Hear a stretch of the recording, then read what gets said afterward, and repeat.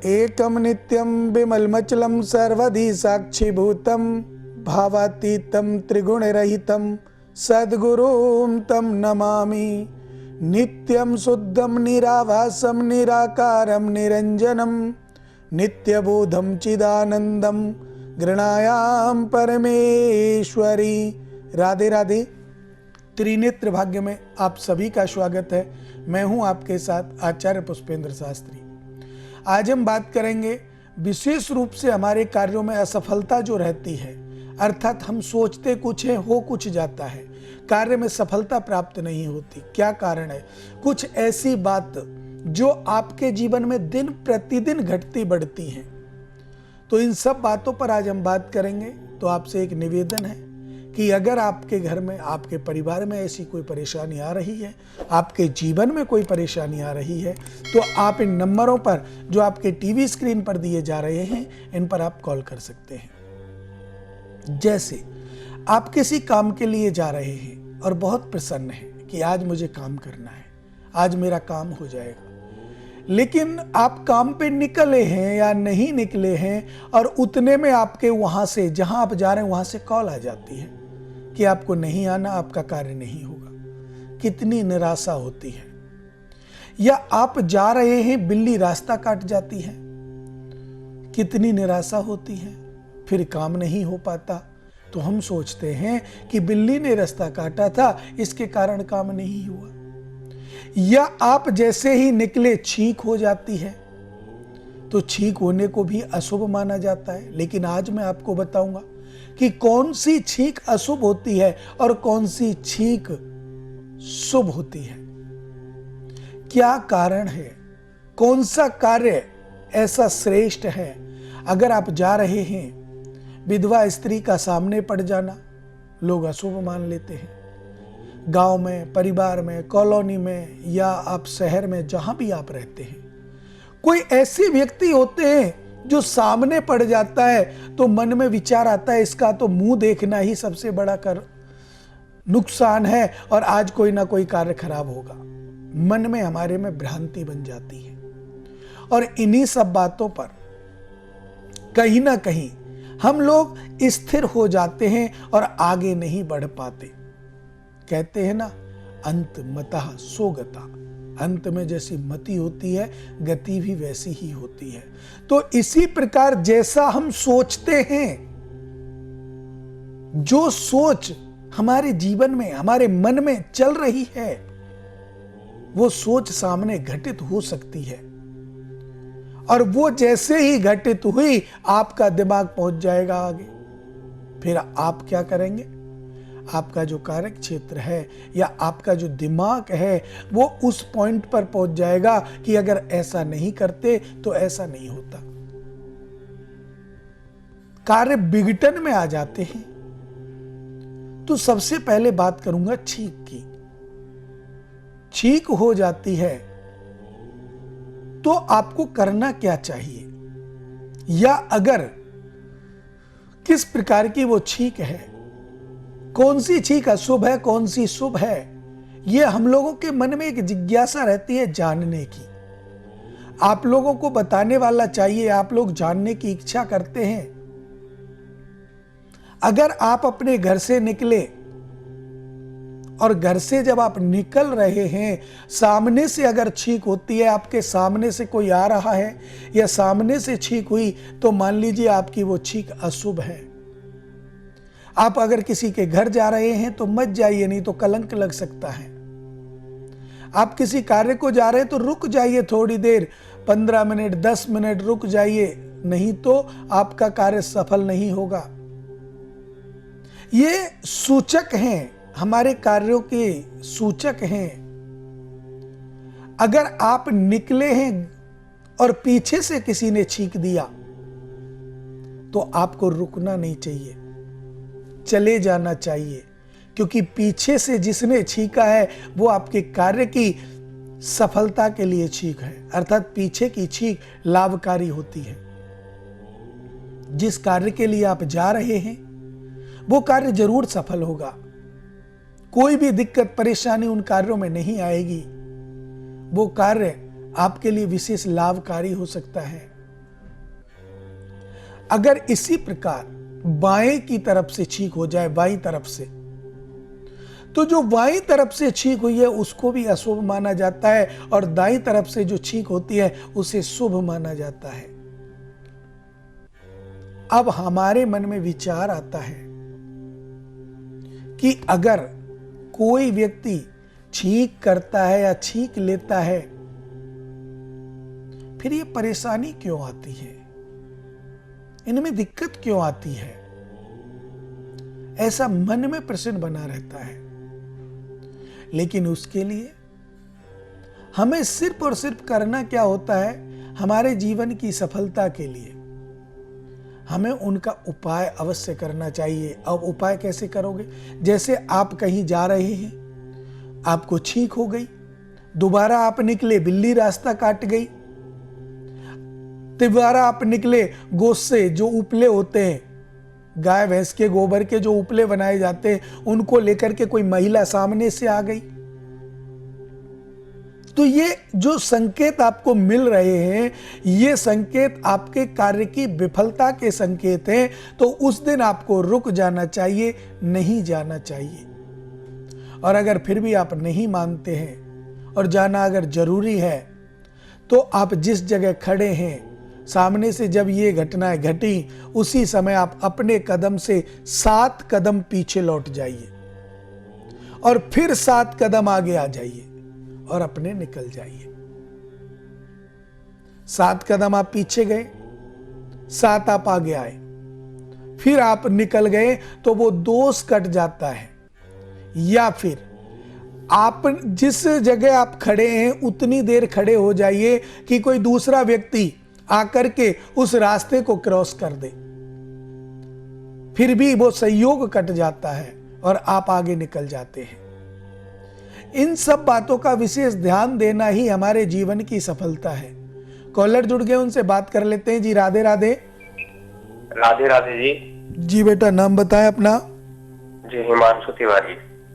हिमांशु तिवारी जी। जी बेटा, date of birth बताइए। जी 16 जनवरी सन 1997। 16 जनवरी 1997। जी। Time बताइए बेटा। जी समय है सुबह के 10:15। जन्म स्थान? जन्म स्थान है जी बलरामपुर। क्या? बलरामपुर उत्तर प्रदेश। बलरामपुर। जी। जी बेटा, प्रश्न कीजिए, क्या जानना चाहते हैं? जी मैं गवर्नमेंट जॉब की तैयारी कर रहा हूँ आर्मी में। जी। तो उस एग्जाम में मैं पास नहीं हो पा रहा हूँ, गवर्नमेंट की जॉब लग नहीं पा रही है, बार बार रह जाता हूँ मैं। जी देखिए, जी। आपकी कुंडली में एक तो बेटा कालसर्प दोष है। अच्छा जी। शनि केतु आपके लगन में विराजमान है, मंगल राहु सप्तम भाव में, बुध शुक्र आपके बैठे हुए हैं 10वें भाव में, और सूर्य बृहस्पति आपके बैठे एकादश भाव में बेटा। जी।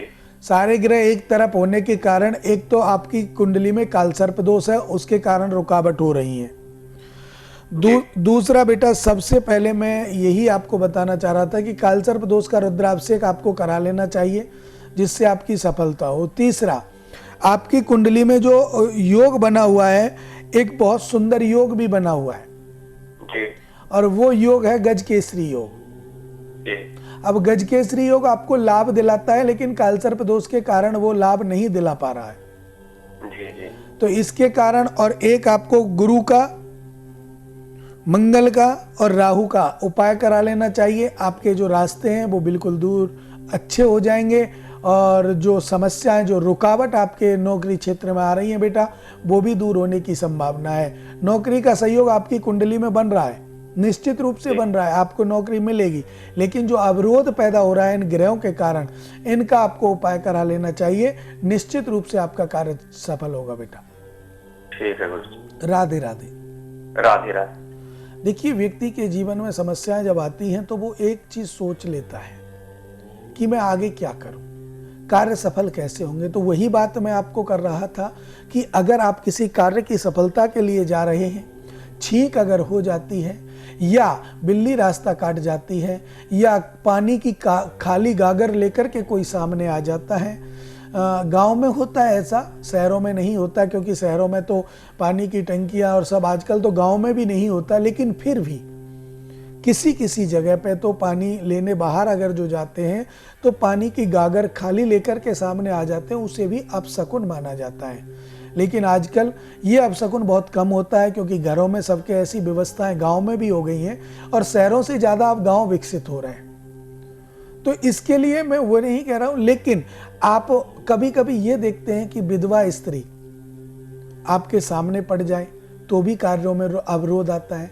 लेकिन वो विधवा किसकी है, कैसी कैटेगरी मतलब उनका जो संयोग है वो किस हिसाब से, उम्र का तारलोक।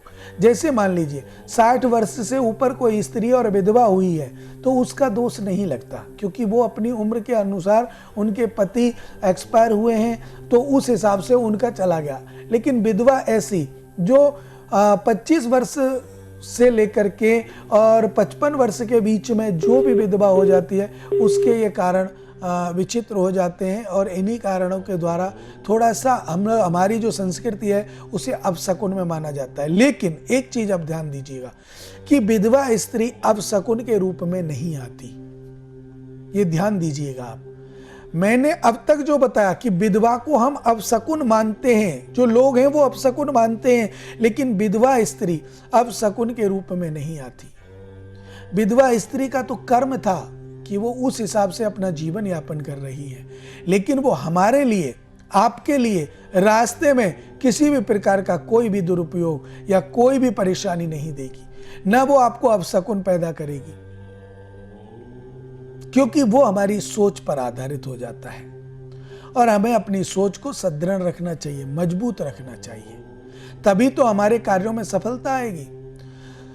हम अगर कोई कार्य के लिए जा रहे हैं, देखो हमें बेसिक पूजा जो होती है वो हमें प्रतिदिन अपने घर में करनी चाहिए। बेसिक पूजा समझते हैं, मैं ये नहीं कहता कि आप किसी पंडित को बुलाकर या ऐसे, आपको पूजा जो बेसिक प्रतिदिन की जो पूजा पाठ है, जो दीप है, जो दीपक आप अपनी मूर्तियों के सामने जलाते हैं, जो घर में देवालय आपने बना रखा है, घर में मंदिर आपने बना रखा है, उसमें जो जोत बत्ती आप करते हैं, पूजा पाठ की अर्चन आप करते हैं, तो उसको आप प्रतिदिन टाइम से करते हैं, और उसे करने के बाद ही घर से बाहर निकले। और अगर आप सोचते हैं, देखिए घर में सारे लोग तो पूजा नहीं करते, हालांकि सबको करनी चाहिए। अगर पूजा नहीं कर रहे हैं फिर भी मंदिर में जाकर, जो घर का मंदिर है उस पे जाकर के प्रणाम अवश्य करना चाहिए। लेकिन फिर भी हम लोग अगर नहीं कर रहे हैं उस प्रणाम को भी, तो हमें देखना चाहिए कि कोई शुभ कार्य करने अगर हम जा रहे हैं, किसी कार्य की सफलता के लिए अगर हम जा रहे हैं, तो अपने माता पिता के चरण छू करके और अपने घर के देवालय में, अपने घर के मंदिर में प्रणाम करके, भगवान का दंडवत करके हमें जाना चाहिए। आपको अपशकुन ही नहीं होंगे। लेकिन इसमें आजकल हम लोग करते क्या है, माता पिता को तो दूर कर दिया, माता पिता से तो वास्ता ही खत्म कर दिया, बात ही नहीं करते। माता पिता सोचते हैं हमारा बेटा कहाँ जा रहा है, हमारी बेटी कहाँ जा रही है, पता नहीं है। और अगर गलती से पूछ लिया कि बेटा कहाँ जा रहे हो, चाहे वो लड़की है या लड़का, सही से जवाब नहीं देते, ये हमारी विडंबना है। अगर कोई ऐसा काम है माता पिता की सलाह नहीं लेते, और जो इन कार्यों को नहीं करता, माता पिता की सलाह नहीं लेता, बड़ों की सलाह नहीं लेता, वो हमेशा दुख पाता है। और एक चीज बताऊं कि जब घर के अंदर ऐसी समस्याएं आने लगे ना, तो इनमें कई प्रकार की समस्याएं आती हैं। समस्या जो आएगी उसका निवारण फिर आप कराते घूमोगे। कॉलर जुड़ गए, उनसे बात कर लेते हैं। जी राधे राधे। गुरु जी। राधे राधे बेटा, नाम बताइए अपना। जी मेरा नाम है रोशनी। रोशनी, डेट ऑफ बर्थ बताइए अपनी बेटा। जी 27 जनवरी 27 जनवरी 1994। जी बेटा, समय बताइए। समय मेरा 2 बजे का है दोपहर में। जन्म स्थान बेटा? जयपुर है।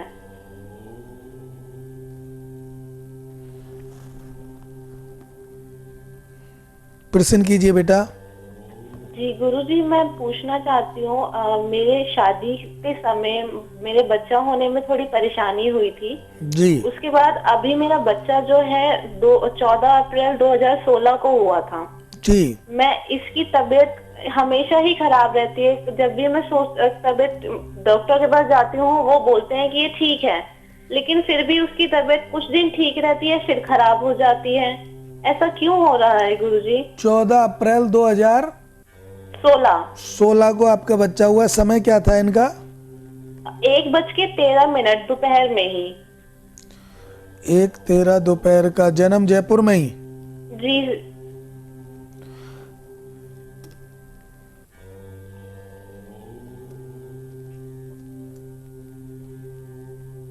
गुरुजी, मैं बहुत परेशान रहती हूँ इसकी तबीयत को लेकर।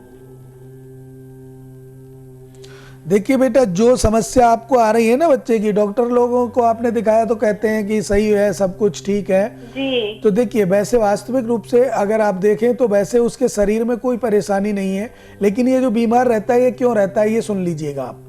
जी बेटा, ये बीमार रहता है या तो आपका जैसे ये बच्चा 16 में पैदा हुआ है और आज ये 7 साल का हो गया, 6 साल का। जी ठीक है बेटा, और 6 साल का जब ये हो गया तो इसके कार्य क्षेत्र में इसके मतलब शारीरिक जो कष्ट हो रहे हैं वो हो रहे हैं किसके कारण? आपके मैं बता दूं, सूर्य ग्रहण इनके लगन में लगा हुआ है बेटा, और सूर्य ग्रहण के कारण ही ये परेशान हो रहे हैं। सूर्य ग्रहण के कारण ही ये बीमार हो रहे हैं बेटा। गुरुजी, ये बिल्कुल भी बात भी नहीं करता है, इतना चिड़चिड़ा रहता है।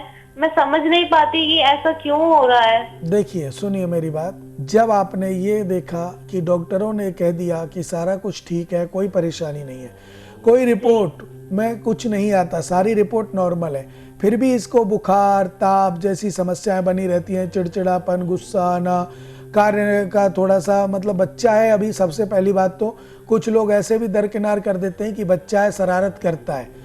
बच्चे शरारत करते हैं, ये ठीक है, मैं भी मानता हूँ बच्चे हैं, शरारत करते हैं, लेकिन बेटा इनके लगन में सूर्य ग्रहण दोष लगा हुआ है, और सूर्य ग्रहण दोष के कारण ही ये परेशानी इनके जीवन में आ रही है। तो आपको एक तो सूर्य ग्रहण दोष की पूजा करानी है, दूसरा सूर्य ग्रहण दोष के साथ साथ अपने बेटे का हाथ लगवा करके सूर्य भगवान को जल आप दे सकती हैं। जी बेटे का हाथ लगवा लीजिएगा और जल आप अर्पण कीजिएगा सूर्यदेव को, और भगवान से प्रार्थना कीजिए, हे प्रभु, हमारे बच्चे का जो भी परेशानी है वो दूर हो और ये स्वस्थ हो, अतिशीघ्र ठीक होगा बेटा, कोई परेशानी आपके बच्चे के जीवन में नहीं आएगी। गुरुजी, ये पूजा मैं आपके संस्थान से ही करवा सकती हूँ? जी बिल्कुल, आप हमारे संस्थान से करा सकती हैं, इसमें कोई परेशानी की बात नहीं है। आप हमारे संस्थान में आकर पूजा करा सकती हैं, हमारे संस्थान से आचार्यों को बुलाकर पूजा करा सकती हैं, आप फोन के द्वारा संकल्प देकर भी हमारे संस्थान में पूजा करा सकती हैं बेटा। जी गुरुजी। राधे राधे बेटा। राधे राधे गुरुजी। देखिए, व्यक्ति को जब ये लगता है कि समय एक बहुत बलवान वस्तु है, समय किसी का इंतजार नहीं करता, हम लोगों को समय का इंतजार करना पड़ता है। देखिए, जिस प्रकार ट्रेन है, आप ट्रेन से कहीं जा रहे हैं और आपकी ट्रेन 11:15 की है और आप स्टेशन पहुंच रहे हैं 11:20 पे, तो क्या 5 मिनट ट्रेन आपका इंतजार करेगी? नहीं करेगी, वो निकल जाएगी। और अगर 11:15 की ट्रेन 3 घंटे लेट चल रही है, इसका मतलब वो 2 बजे आने वाली है, 2:15 बजे वो आने वाली है, तो क्या आप उसे जल्दी बुला लोगे? आपको वेट करना पड़ेगा। तो समय जो है वो एक ट्रेन है, आपका वेट समय नहीं करता, आपको समय का वेट करना पड़ता है, समय आपका वेट नहीं करता। हमारे जीवन का प्रतिपल, हमारा जीवन प्रतिपल खत्म हो रहा है, प्रतिपल। अब जो मैं यहां बैठा हूं, हो सकता है एक पल बाद मैं बैठूं ना बैठूं, क्या पता किसी को अपने जीवन के बारे में कुछ नहीं पता कि वो क्या करे, क्योंकि ये 6 चीजें परमपिता परमात्मा ने अपने हाथ में रखी हैं। ना ज्योतिष में दी हैं, ना कहीं और दी हैं। ये अब 6 चीजें हैं जो भगवान के हाथ में हैं। जीवन मरण यश अपयश हानि लाभ, ये 6 चीज विधि हाथ भगवान के हाथ में है। जीवन मरण दोनों ही परमात्मा के हाथ में है। जब उसे जन्म देना है तभी देगा, तब उसे लेना है तभी ले लेगा। यश अपयश, आपने सोचा मेरा सम्मान होगा, मान प्रतिष्ठा बढ़ेगी और उस जगह आपका अपमान हो जाए, उसी के हाथ में। आपने व्यापार प्रारंभ किया, कोई भी बंदा व्यापार प्रारंभ करता है क्या नुकसान लेने के लिए करता है? नहीं करता, लेकिन नुकसान हो जाता है। और जब नुकसान हो गया तो हाथ में कुछ नहीं बचता। तो ये 6 चीजें, जीवन मरण यश अपयश हानि लाभ विधि हाथ, ये 6 की 6 चीजें भगवान के हाथ में। इसको किसी, अगर ये 6 चीज मनुष्य को दे देते तो मनुष्य ही भगवान हो जाता। तो इन चीजों पर विशेष आपको ध्यान देना चाहिए। कॉलर जुड़ गए, उनसे बात कर लेते हैं। जी राधे राधे। जी राधे राधे पंडित जी। जी बेटा, नाम बताइए अपना। जी मेरा नाम नीरज राय है। नीरज राय, डेट ऑफ बर्थ बताएं अपनी। डेट ऑफ बर्थ है मेरा 19 मई 1987।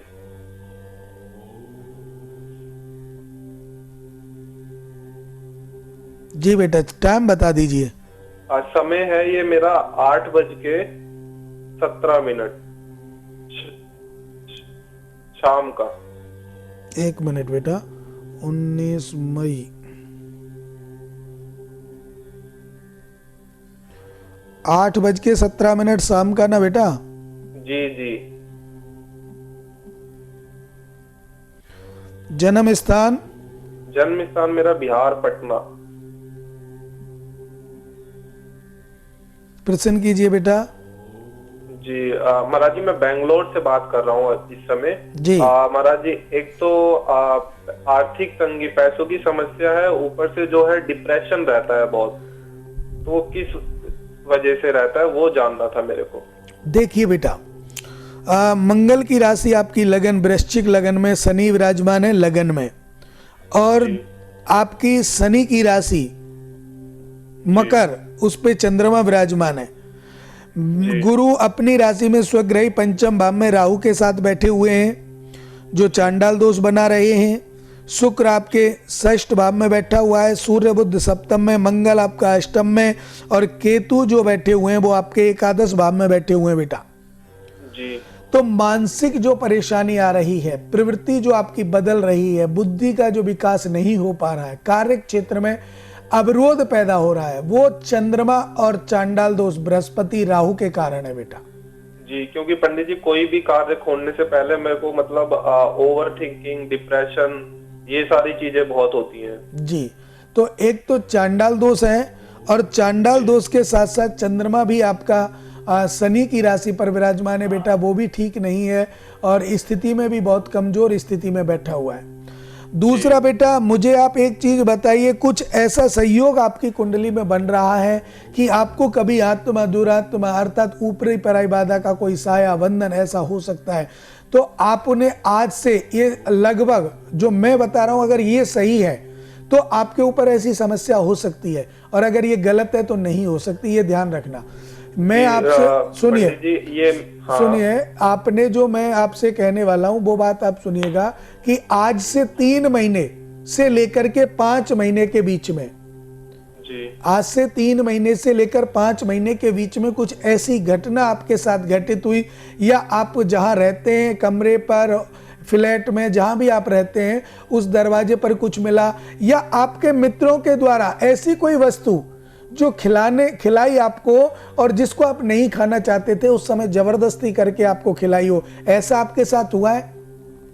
जी हुआ भी है मेरे पास, मतलब ये पहले भी ऊपरी जो बाधा है बचपन में भी मेरे साथ हुई है। बचपन में भी हुई है? जी जी। तो बेटा ये कारण है, ये उसी का भी कारण है, अवरोध पैदा है। तो इन चीजों का आपको विशेष ध्यान रखना चाहिए। और इन कार्यों में देखिए, सबसे पहले तो मैं आपको यही बताऊंगा कि आपका चांडाल दोष और चंद्र का आपको उपाय कराना ही कराना है। इसी के साथ साथ इस ऊपरी बाधा का जो बंधन है या हाय जो लगी हुई है आपके कार्य क्षेत्र में, उस हाय का भी आपको कार्य कराना है। हाय बोलते हैं नजर को बेटा। जैसे आपने अपना पर्स निकाला, उसमें बहुत सारा पैसा सामने वाले ने देख लिया और आपको कह दिया और यार कितना पैसा है आपके पास, तो उस समय से ही बरकत खत्म हो जाती है। तो वो होता है हाय या नजर। तो इन चीजों का सामना आपको करना पड़ रहा है।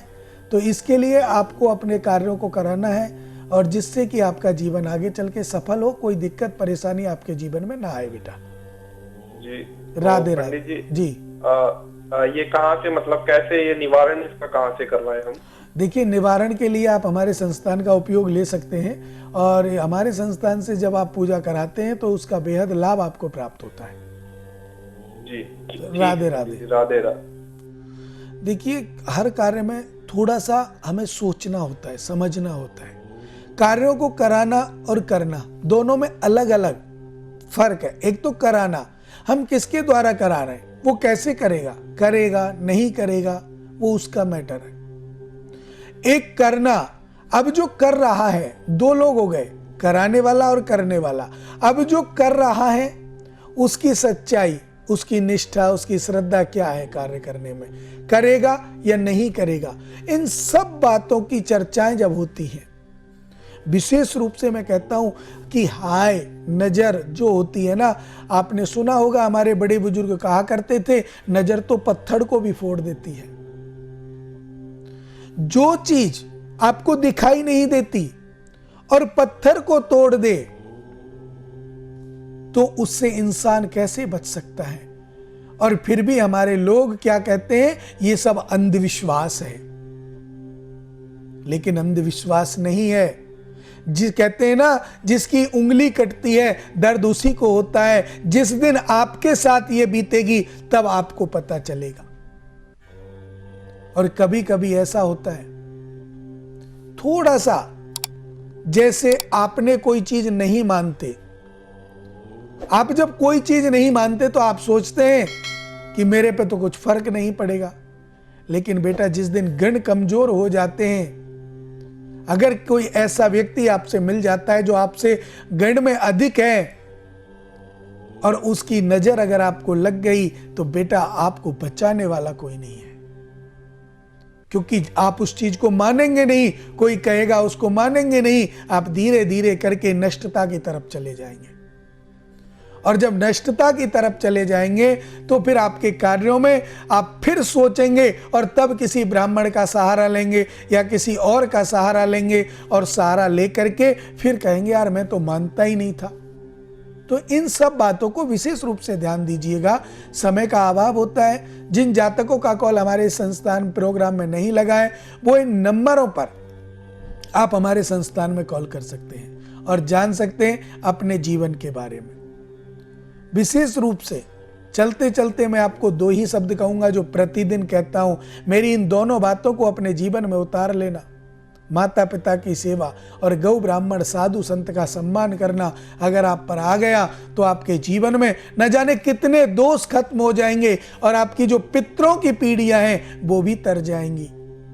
माता पिता की सेवा करने से आपकी 21 पीढ़ी तर जाती है। लेकिन करने वाला होना चाहिए, मन से, लगन से, निष्ठा से। अगर आप करेंगे तो आपके कार्य क्षेत्र में जरूर लाभ होगा। आज हम कुछ ऐसी लौकिक रीतियों पर बात करने वाले हैं। हालांकि आपके जीवन में किसी भी प्रकार का कोई संकट चल रहा है, कोई दुख है, कोई परेशानी है, अब वो शादी, विवाह, नौकरी, संतान, व्यापार आदि को लेकर हो सकता है, तो इन सभी के लिए आपके टीवी स्क्रीन पर जो नंबर दिए जा रहे हैं उन पर आप कॉल कर सकते हैं, जान सकते हैं अपने बारे में, अपने परिवार के बारे में। लेकिन आज का जो हमारा प्रोग्राम है वो है कोर्ट केस, प्रॉपर्टी विवाद, गृह कलेश आदि समस्याएं क्यों आती हैं, क्या कारण है।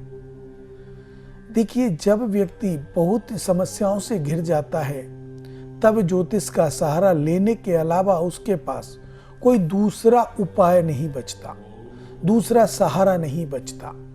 चाहे वो किसी भी क्षेत्र में हो, एक ना एक समय ज्योतिषियों के पास, किसी अच्छे ज्योतिषियों के पास या कि पंडित जी के पास आपको आना ही पड़ता है।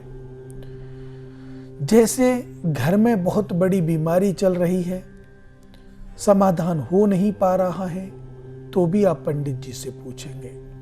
व्यापार क्षेत्र में परेशानी आ रही है तो भी आप पंडित जी से पूछेंगे। गृह कलेश बढ़ रहा है, लाख प्रयास कर लिए, अलग हो गए। मैंने ऐसे ऐसे परिवार देखे हैं, पहले लड़ाई होती थी अलग होने के लिए, अब अलग भी हो गए लेकिन लड़ाई फिर भी बरकरार है, जैसी पहले थी उससे ज्यादा और हो रही है। तो जब ऐसी समस्याएं आपके परिवार में, आपके घर में आती हैं तो आपका जीवन निरर्थक हो जाता है। बहुत से लोग इन परिस्थितियों का सामना करने के बजाय आत्महत्या कर लेते हैं। छोटी छोटी बातों पर बड़े बड़े फैसले ले लेते हैं, उससे अपने जीवन को नष्ट करने के बाद आपको क्या मिला? और आत्महत्या करना तो सबसे बड़ा पाप है। कायर लोग होते हैं वो आत्महत्या करते हैं, हमें कभी भी आत्महत्या नहीं करनी चाहिए। अरे प्रभु ने जिस मनुष्य जन्म आपको दिया है, प्रभु की कृपा है कि आपको मनुष्य देह मिला। कीट पतंग भी बन सकते थे, पशु भी बन सकते थे, पक्षी भी बन सकते थे, नाली के कीड़े भी बन सकते थे, लेकिन उसने इतनी बड़ी कृपा की कि आपको नर तन दिया, मनुष्य योनि में आपको जन्म मिला। और आप क्या कर रहे हैं? आप उसके विपरीत सारे काम कर रहे हैं। उसके विपरीत जो शास्त्र कहता है, आप शास्त्र के हिसाब से नहीं जा करके आप उसके विपरीत सारे कार्य कर रहे हैं। जिसके लिए आपको नर्तन मिला है उन कार्यों को करना चाहिए, शुभ कार्य करने चाहिए। पैसे कमाने की मना नहीं करता, पैसा कमाइए, क्योंकि बिना पैसे के तो कुछ हो ही नहीं सकता है। खाना पीना रहना आना जाना सब पैसे से होता है। रिश्तेदार मित्र ये भी सब पैसे के हैं आजकल। आपने देखा होगा गरीब आदमी के यहां कोई रिश्तेदार आके राजी नहीं होता, कोई मित्र आके राजी नहीं होता। और अगर आपके पास पैसा है तो बिना बुलाए और बिना किसी रिश्तेदारी के रिश्तेदार निकल आते हैं। लंबी लंबी रिश्तेदारियां निकाल करके भी रिश्तेदार बन जाएंगे अगर आपके पास पैसा है तो मैं पैसे की मना नहीं कर रहा हूं, कमाइए, खूब कमाइए, लेकिन उसके साथ साथ अपने घर परिवार को देखिए। जो परेशानी आ रही है ज्योतिष का सहारा लेकर आप आगे बढ़िए, फिर आप देखिए आपके घर में चार चांद लगेंगे। परमपिता परमात्मा की आराधना कीजिए, स्तुति कीजिए, गुरु बना करके गुरु की पूजा कीजिए, आपका धन्य हो जाएगा। आप एक योग्य व्यक्ति बन जाएंगे और ये जो मनुष्य योनि में आपने जन्म जो लिया है ये योनि सफल हो जाएगी। और सफल होने के साथ साथ जो अगला जन्म कभी भी कहीं आपको मिलने वाला हो, किसी भी योनि में, जो आपके कर्मों पर आधारित होता है, और वो भी आपके कार्य सफल हो सकता है। अब हम जो बात कर रहे थे वो कर रहे थे कोर्ट केस और गृह कलेश की। ये क्यों बढ़ जाते हैं?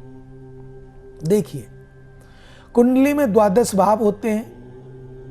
आज मैं आपको 12 भावों का एक एक करके वर्णन करूंगा कि कुंडली को किस हिसाब से देखना चाहिए, कैसे कुंडली की व्याख्या करनी चाहिए।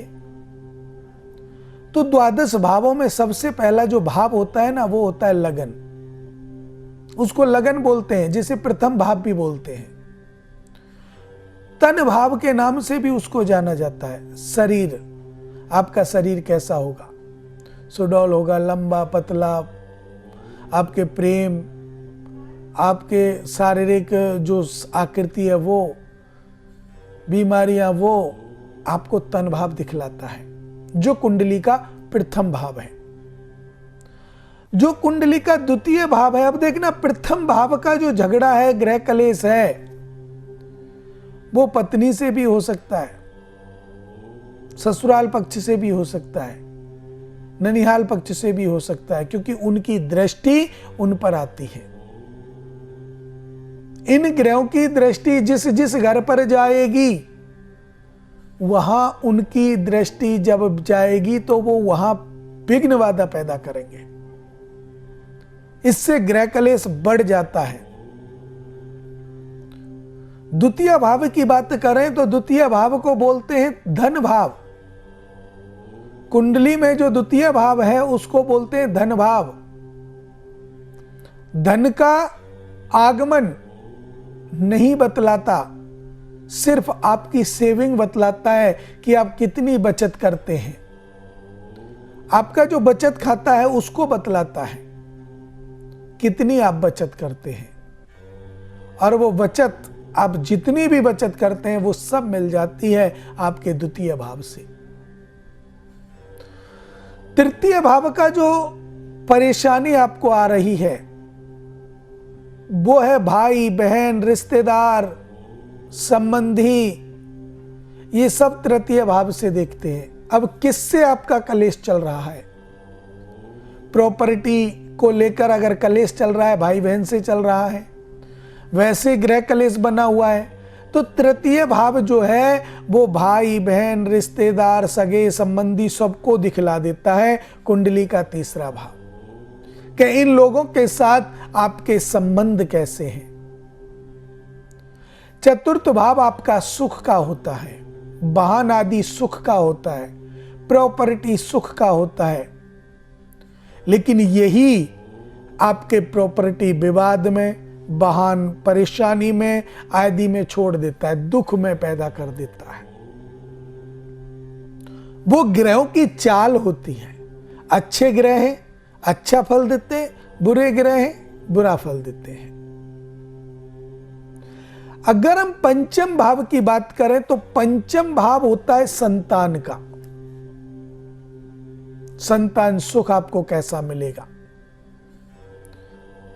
पैतृक संपत्ति का ब्यौरा आपको क्या है, चतुर्थ भाव भी दिखाएगा, पंचम भाव भी दिखाएगा। सुख शांति, व्यापार वाणिज्य की स्थिति, सभी को पंचम भाव दिखाएगा। छठवां भाव आपका दिखाएगा रोग, कौन सी बीमारी और कब आपके शरीर में होगी। माता के साथ संबंध कैसे हैं, ननिहाल पक्ष के साथ संबंध कैसे हैं, शत्रु आपके कितने हैं, शत्रु क्यों बढ़ रहे हैं, इनको दिखाता है आपका षष्ठ भाव, छठवां घर। सातवां जो घर है, सप्तम जो भाव है, वो दिखाएगा आपकी पत्नी के साथ संबंध कैसे हैं, आपको आपका प्रेम मिलेगा या नहीं मिलेगा, प्रेम के वशीभूत होकर आप घर से अलग तो नहीं चले जाओगे, ससुराल पक्ष आपका कैसा होगा, ये आपको बताएगा सप्तम भाव। आगे चर्चा अवश्य जारी रखेंगे, लेकिन कॉलर जुड़ गए, उनसे बात कर लेते हैं। जी राधे राधे। राधे राधे महाराज जी। जी बेटा, नाम बताइए अपना। मेरा नाम प्रकाश है। प्रकाश? हाँ जी। प्रकाश, डेट ऑफ बर्थ बताइए बेटा। 16/3/1990।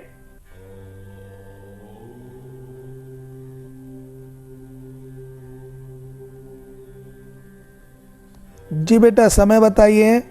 11:40 सुबह का। 11:40।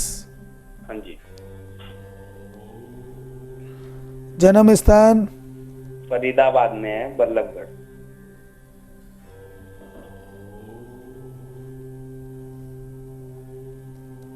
प्रश्न कीजिए बेटा। जी महाराज जी, ये हमारे पिताजी से एक पंडित जी की वार्तालाप चलती रहती थी। वो 5 से 6 साल पहले आए थे, बता के गए थे कि तुम्हारे घर में पितृ दोष है। जी। तो इसी तो उस वक्त हम पूजन करा नहीं पाए थे, किसी कारणवश धन की कमी थी हमारे पास। जी। तो अब क्या समस्या है, 1.5 साल पहले ही पिताजी का देहांत हो चुका है, तो अब मैं करना चाह रहा था, तो मुझे कुछ पता तो है नहीं, तो इसीलिए हमने आपके चैनल पे संपर्क किया है संस्थान में कि क्या करें हम, आप बताएं पूजा कैसे की जाती है। बेटा देखिए, अगर आपने सिर्फ प्रश्न अपने प्रश्न का जवाब लेना है, कुंडली का आंकलन कराना है, तो मैं आपको एक चीज पहले तो आपके प्रश्न का जवाब दे देता हूं। जो आपने प्रश्न किया है कि पितृदोष की पूजा कैसे करानी है, हाँ जी। तो देखिए बेटा, पितरों का स्थान आपने दे रखा है, हाँ जी। तो उस स्थान को आप देखिए, पहले तो वो कहीं से टूटा फूटा ना हो, कहीं से टूट ना रहा हो, उसकी मरम्मत आप करवा दीजिएगा। अच्छा। उसके बाद बेटा वहाँ, अगर आप वहाँ करा सकते हैं, आप हमारे संस्थान के द्वारा भी करा सकते हैं। अब पितृ गायत्री 1.25 लाख आपको जप कराना है। 1.25 लाख पितृ गायत्री? जी, 1.25 लाख पितृ गायत्री आपको जप कराना है, उसका यज्ञ आपको कराना है, फिर हवन करेंगे पंडित जी लोग। हाँ जी। पितृ शांति के लिए तर्पण आपको प्रतिदिन कराना है, जब तक आपका जाप चलेगा, 5 दिन 7 दिन, जैसे भी आपका जाप करेंगे ब्राह्मण देवता, उतने आपको तर्पण कराना है बेटा। हाँ जी। और जब यज्ञ होगा उस दिन आपको पितरों के नाम सपिंडी करा देना, आपके पितृ दोष जड़ से खत्म हो जाएगा। आपके सपिंडी दान। हाँ जी। उसके बाद आपके जो पितृ हैं, आपके घर में कई पीढ़ियों तक पितृदोष नहीं लगेगा बेटा। जी महाराज। कई पीढ़ियों तक पितृदोष नहीं लगेगा, लेकिन नियम से कार्य कराना, जिससे कि आपके कार्यों में लाभ हो। यह तो हुआ आपके प्रश्न का जवाब। हाँ जी। दूसरा, जो मैंने आपकी कुंडली का आंकलन किया, जो मैं देख पा रहा हूं, तो आपकी कुंडली में तो पितृदोष है नहीं। वो आपके पिताजी की कुंडली में हो सकता है, घर की कुंडली में हो सकता है, मैं वो बात नहीं कर रहा हूं, लेकिन मैं आपकी कुंडली की बात कर रहा हूं। आपकी कुंडली में पितृदोष नहीं है, और आपके जो गुरु और शुक्र हैं, ये दोनों ग्रह बहुत ही कमजोर स्थिति में विराजमान है बेटा। इनकी आपको पूजा करानी होगी। आपके बनते कार्य जो बिगड़ रहे हैं ना, वो सही बनने लग जाएंगे, कोई परेशानी कोई दिक्कत नहीं आएगी बेटा। ठीक है महाराज जी, ये कहाँ से कराएं पूजन आपके? देखिए, इसकी बात यही है, आप हमारे संस्थान से पूजा करा सकते हैं। आप अपने यहाँ कोई योग्य अच्छे ब्राह्मण हैं, उनसे आप पूजन करा सकते हैं। कहीं भी आप पूजन करा सकते हैं। बंधन कोई नहीं है कि आप हमारे यहीं कराओ या आप हमारे यहाँ ना कराओ, वो आपकी मर्जी है, आप कहाँ से पूजन कराना चाहते हैं। नहीं महाराज, आप हमारे संस्थान से ब्राह्मण बुलाकर, सुनिए बेटा, आप हमारे संस्थान से ब्राह्मण बुलाकर अपने घर पे भी पूजा करा सकते हैं। आप खुद हमारे संस्थान में आके पूजा करा सकते हैं। आप अपने यहाँ कोई अच्छे वैदिक ब्राह्मण हैं, उनके द्वारा भी आप पूजा करा सकते हैं बेटा। जी महाराज जी, राधे राधे। महाराज जी, संस्थान में संपर्क करना तो कैसे, कहाँ से करेंगे? अगर आपको संस्थान में संपर्क करना है बेटा, तो जिन नंबरों पर अभी मेरी और आपकी बात हो रही है, हाँ जी, उसी दोबारा इन नंबरों पे कॉल करोगे तो आपका नंबर सीधा संस्थान में जाएगा। इन नंबरों को नोट कर लेना, प्रोग्राम के बाद कॉल करना, आपकी बात हमारे संस्थान में हो जाएंगी। ठीक है बेटा, राधे राधे। ठीक है, राधे राधे। देखिए, व्यक्ति को अभी तक ये समझ में नहीं आया कि मैं कर क्या रहा हूं, मैं क्या करूं और इसको करने से क्या फल प्राप्त होता है। तो मैं बात कर रहा था, अष्टम भाव पर हम पहुंचे थे। कुंडली के 12 भावों को मैं आपको बतला रहा था कि अष्टम भाव होता है हमारी आयु, मृत्यु, एक्सीडेंट, चोट, ये सारी जो चीजें हैं, ये अष्टम भाव दिखलाता है। मृत्यु कैसे होगी? कहीं एक्सीडेंट तो नहीं होगा, कहीं अकाल मृत्यु तो नहीं होगी, या होगी। ये सारी चीजें अष्टम भाव आपका दिखलाता है। कितनी आपकी उम्र है। नवम भाव जो होता है वो होता है भाग्य का। भाग्येश को नवम भाव बोलते हैं।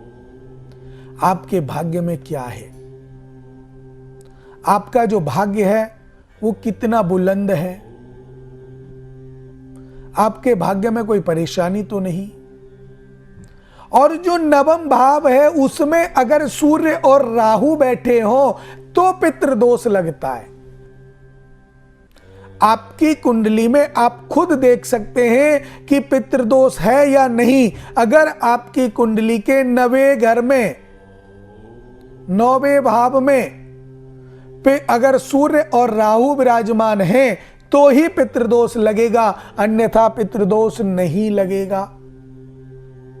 अब आपको कोई डराए कि पितृदोष है या कोई कहे ऊपरी पराई बाधा है, तो जब तक विश्वास मत कीजिए जब तक अपनी कुंडली के 9वें भाव को ना देख लें। 9वें भाव में सूर्य और राहु होने के कारण ही पितृदोष लगता है, अन्यथा पितृदोष नहीं लगता। यह ध्यान देने वाली बात है। इसके बाद अगर हम बात करें 10वें भाव की, तो 10वां भाव होता है पिता का, नौकरी, व्यापार, आपके पिता के साथ संबंध कैसे हैं, नौकरी में बरकत कितनी है, प्रमोशन हो रहा है या नहीं हो रहा है, कहीं डिमोशन तो नहीं हो गया। ये सारी बातें आपका 10वां भाव बतलाएगा। 11वां भाव बतलाएगा आय के स्रोत कितने हैं, आपका धन आपके घर में कितने रास्तों से आता है। जैसे आप कमाते हैं, आप व्यापार करते हैं, नौकरी आप करते हैं या कहीं दूसरी तरह से आप पैसा लेते हैं, तो कितना इनकम आपकी जितनी है घर में वो आपका 11वां भाव बताएगा। कॉलर जुड़ गए, उनसे बात कर लेते हैं जी। राधे राधे। राधे राधे पंडित जी। जी बेटा, नाम बताइए अपना। राजन झा। राजन Jha ji. Date of birth बताइए भैया। 31/9/88। क्या बोले, दोबारा से बोलना। 31/9/1988। बेटा 9वां महीना 31 का कहाँ होता है, 30 का ही होता है सितंबर। तो जी जी जी। बताइए 30 तारीख को जन्म हुआ है, 1 तारीख को हुआ है? जी एक हेलो। हाँ जी बोलिए भैया ढंग से। हाँ बोलिए। 21/9/1988। 21/9। जी। समय बताइए भैया। रात के 1 बजे।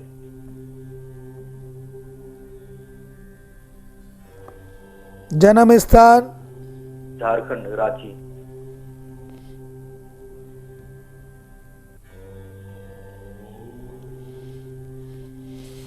जी बेटा प्रश्न कीजिए। जी मेरा अपना कारोबार है पंडित जी। जी। पर मेरे को 1 साल में से बहुत दिक्कत हो रही है। खुद का कारोबार है, 1 साल से दिक्कत हो रही है? जी ठप पड़ा हुआ बिल्कुल काम। और मैंने 1 साल में एक गाड़ी ली थी। जी। जी।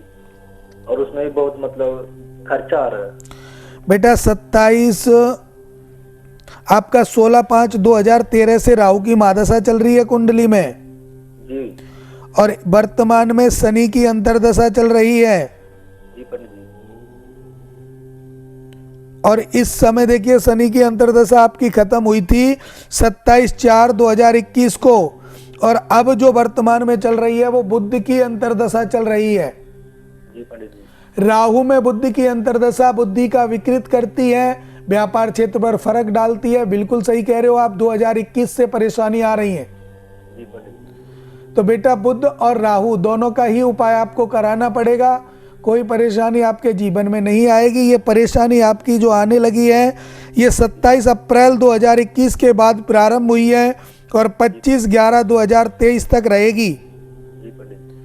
25 नवंबर 2023 तक ये परेशानी आपकी रहेगी और इसके बाद आपका धीरे धीरे करके ठीक होने को लगेगा। फिर केतु की अंतर्दशा जब आएगी तो ठीक चलेगा। उसके बाद केतु के बाद शुक्र की अंतर्दशा आएगी, वो भी आपका ठीक रहेगा। लेकिन सूर्य और चंद्र की अंतर्दशा में आपको फिर परेशानी होगी। तो इसके लिए आपको विशेषकर करना है कि बुध और राहु का उपाय करा लेना है। आपकी नवग्रह शांति भी होगी और उसके साथ आपके सभी कार्य बनते जाएंगे और व्यापार अच्छा चलेगा बेटा। जी पंडित जी। राधे राधे। मैं एक बात बोलना चाहता हूँ आपसे। जी। जब से मैंने गाड़ी ली है तब से मुझे बहुत ज्यादा दिक्कत आ रही है। गाड़ी परेशानी बहुत ज्यादा बढ़ गई है जब से मैंने गाड़ी ली है। गाड़ी कौन सी ली है बेटा, 4 व्हीलर या 2, कौन सी ली है? जी पंडित जी 4 व्हीलर।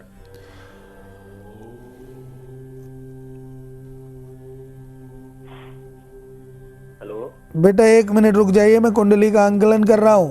जी पंडित।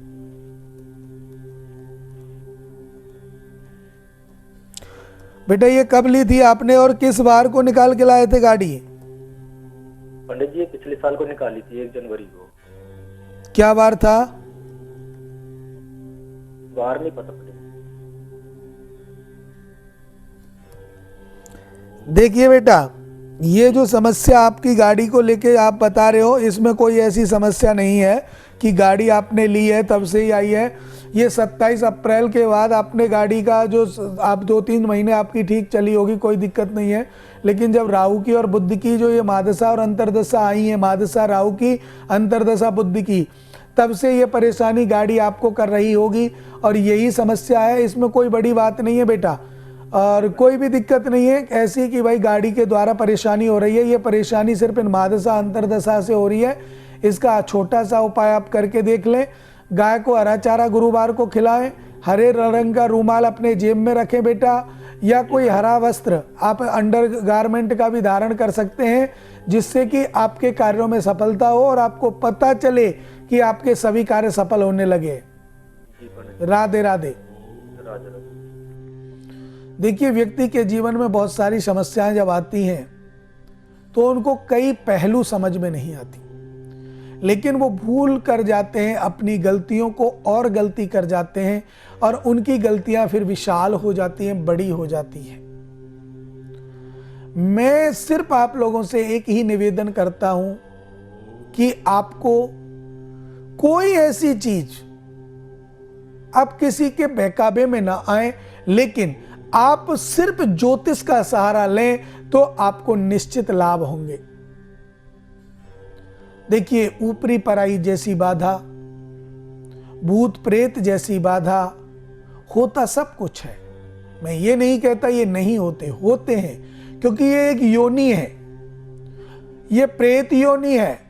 जिस प्रकार हम मनुष्य योनि में जन्म मिला है, कुछ आत्माएं प्रेत योनि में चली जाती हैं, कुछ आत्माएं नर तन में हमारे जीवन में आ जाती हैं, कुछ आत्माएं पशु में चली जाती हैं, कुछ पक्षियों में चली जाती हैं। इस प्रकार की 84 लाख योनियां हैं। अब 84 लाख योनियों में भ्रमण करता हुआ जीव जब प्रेत योनि में जाता है अपने कर्मों के अनुसार, तो वही प्रेत आपके जीवन में भूत प्रेत जैसी बाधाएं प्रकट करता है। वो योनि है, मानना पड़ेगा आपको। तो अब मैंने आपको बात बताई द्वादश भाव की, लेकिन एकादश भाव तक मैं आपको बता चुका। अब द्वादश भाव की आप सुनिए। द्वादश भाव जो कुंडली का है वो हमारे खर्च का होता है। आपका खर्च कितना होगा? अनर्गल खर्च, बेसिक खर्च नहीं। डॉक्टर के पास जो पैसा जा रहा है वो 12वां घर बताएगा। वकीलों के पास जो पैसा जा रहा है 12वां घर बताएगा। अनर्गल एक्सीडेंट, चोट जैसी समस्याएं आ रही हैं, 12वां घर बताएगा।